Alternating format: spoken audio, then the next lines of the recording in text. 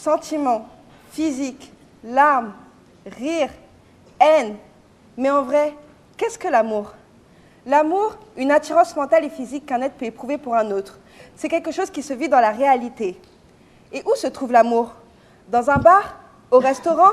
À l'école? Enfin, il fut un temps. Aujourd'hui, c'est plus sur Internet, il y a aussi Internet, et quelquefois sur Internet. Les rencontres sont de plus en plus faites derrière un écran. Il n'y a presque plus de premières rencontres, de réelles approches, réelles discussions de vive voix. Tout est à présent dissimulé derrière ce rectangle. Et c'est pourquoi je vais défendre devant vous l'idée selon laquelle les sites de rencontres tuent l'amour. Commençons par quelques chiffres. 2000, c'est le nombre de sites de rencontres aujourd'hui en France. 1 sur 5, c'est le nombre de Français ayant déjà utilisé une application de rencontre. 5%, c'est le nombre d'utilisateurs de sites de rencontres ayant abouti à une relation sérieuse, tandis que 77%, c'est le nombre d'utilisateurs disant rechercher une simple relation ponctuelle. Aujourd'hui, nous sommes dans une société dans laquelle nous sommes amenés à consommer toujours et encore plus. Plus on consomme, mieux c'est. L'amour, le sentiment le plus personnel, le plus désintéressé de tous a priori, est devenu un objet d'enjeu financier. Les sites de rencontres sont devenus des marchés ambulants sur lesquels sont encouragés un certain type de relations. Les relations réelles ne sont plus mises en avant et laissent leur place aux relations physiques. Les sites de rencontres s'adaptent notamment à la consommation de ses clients et proposent des profils sans distinction concernant ceux qui cherchent une simple relation physique à ceux qui cherchent une véritable aventure, le vrai amour. Mais comment distinguer ça à la recherche du vrai amour des autres? D'autant que d'après la sociologue Eva Illouz, on est à la fin de l'amour à cause d'un certain idéal amoureux porté par une culture occidentale dans lequel l'amour est une forme d'affirmation de soi. Selon elle, le capitalisme et la société de consommation ont la main sur nos relations amoureuses. Et oui, notre manière de consommer a une réelle influence sur nos relations amoureuses.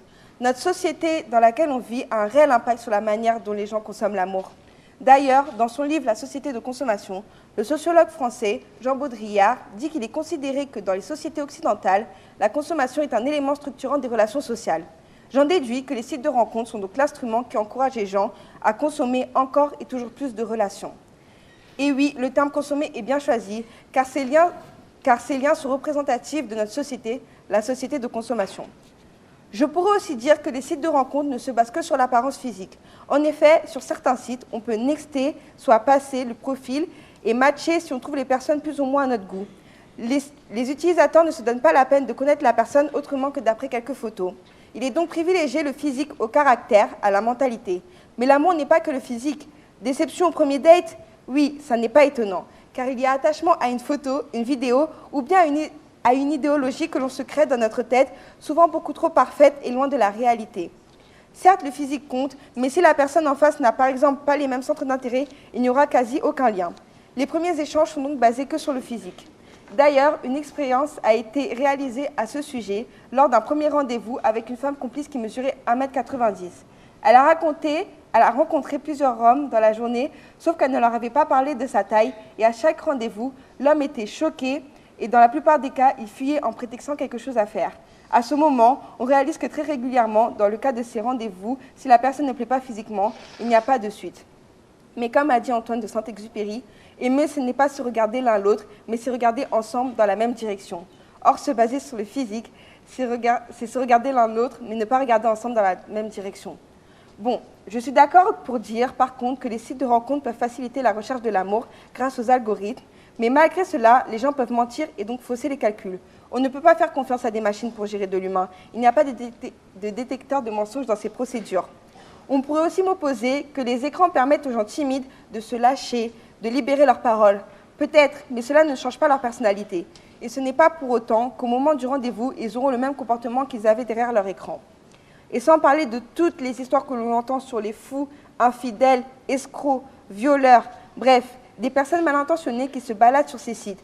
On se rend compte que ces sites sont un réel passe-temps pour ceux qui ont du temps à perdre, ayant pour préoccupation première d'enchaîner les discussions avec les partenaires afin de voir celui qui correspond le mieux à leurs objectifs affligeants. Mais alors dans tout ça, c'est quoi l'amour? L'amour, c'est une création de souvenirs, c'est un partage de plaisir, c'est une émotion. L'amour, c'est la vie en rose, l'amour, c'est la haine, c'est la mort du moi pour la naissance de nous. L'amour, c'est une fumée formée de vapeurs de soupirs. L'amour, c'est une mer sans rivage, une nuit sans aurore, une maladie sans médecin, une calamité sans patience, un désespoir sans apaisement. L'amour, c'est aussi Victor Hugo, Paul Verlaine, Alfred de Musset. Mais l'amour, ce n'est pas derrière un écran. Et de toute façon, l'amour, c'est comme un loto. Tu as une chance sur 1 million de gagner, donc c'est toi et ta chance. Merci.